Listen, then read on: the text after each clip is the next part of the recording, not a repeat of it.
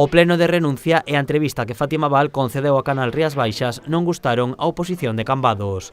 Dende o Partido Popular acusan a exrexedora de mentir e manipular a realidade coas súas declaracións.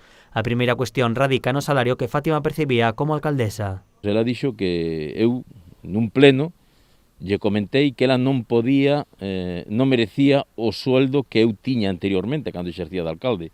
Eu nunca lle dixen eso. E o que dixen foi que ela non tiña os apoios e os votos suficientes, como tiñamos nós cando tiñamos maioría absoluta, para aprobar o salario.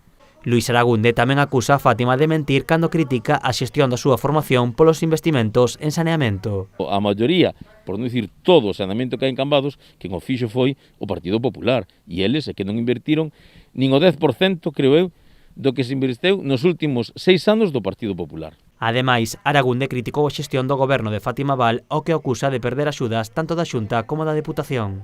Hai que traballar para ter inversións, hai que presentar solicitude, hai que facer proxectos, hai que molestarse, hai que ir a visitar o término municipal. Polo tanto, bueno, eu creo que isto é un fracaso, tanto dela como do seu brazo dereito, de Samuel Lago. Os populares tamén defenderon os investimentos da Xunta en Cambados. E, bueno, pues a Xunta de Galicia nos últimos 6 anos invirteu en Cambados casi 30 millóns de euros, dos cales 15 millóns 200.000 euros foron ingresados e abonados directamente ao Concello de Cambados, as arcas municipales.